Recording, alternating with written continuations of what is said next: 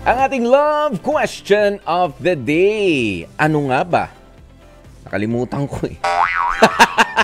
Anong pinaka-honest na inamin sa'yo ng partner mo? O eto na nga po ang inyong mga nagmamadaling at nag-uunahan pang mga kasagutan. Nag-uunahan ha? Sabi ni Ruth Claire Reyes, yung inamin ko noon na may nagawa akong pagkakamali. Sobrang pagkakamali talaga Kuya Poy, pero pinatawad naman ako. Kung ano man yun, ay nako. Sige. Si Marites Vergara, sabi niya, ang pinaka-honest na inamin sa akin ng partner ko ay yung tapusin na namin ang lahat para sa katahimikan at ikakaayos ng bawat pamilya. Yun lang. Si Michael Arcega naman, sabi niya ang pinaka-honest na inamin niya ay swerte daw siya sa akin. Wow, heavy. Ayan. Si Alex Cervantes naman, ang pinaka-honest na inamin ko sa partner ko ay hindi pa ako tuli. Yun lang. Bueno. Ayan, si Jaycel de Guzman, sabi niya na naglolo ko siya habang ako nandito sa abroad. Naku po. Ayan, si Jerry May Avelino. Ito, yung inamin ng partner ko na may nabuntis siyang iba. Sabi naman ni Richard Hayahay, pinaka-honest na inamin sa akin ng partner ko, may iba na siya. Wala kasi akong silbi.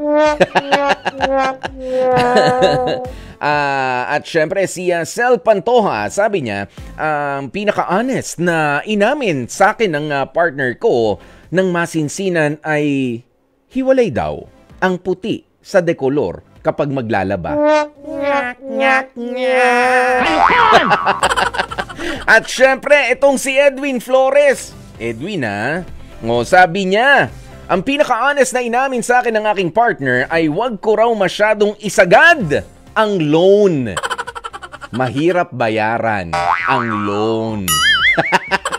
Wag yung maximum. Ayan, pero alam nyo, no, mga kapatid, sa akin naman, ang pinaka-honest na inamin sa akin ng partner ko, bakit daw parang lumaki ang bill ng kuryente? Sabi ko, syempre, mainit eh. Mainit. Kaya, parang lumaki ang bill ng kuryente. Bastos! Ganun yun. Oo. Wala tayong ibang ibig sabihin. Bakit kayo hindi lumaki ang yung bill ng kuryente nyo? Di ba kung todo mga electric fan natin ngayon, mga aircon, lahat ng pampalamig. Ganun yun eh. Pero magtipid-tipid pa rin ha. Pagka hindi ginagamit, patayin na po yan. Yung mga kuryente pero pagkatao yung walang silbi, wag nyo naman patayin. Bigyan nyo ng pagkakataon kapag hindi nagagamit, hindi na pakikinabangan. Tao ho yan. Hindi ho yung kuryente, hindi yan di kuryente.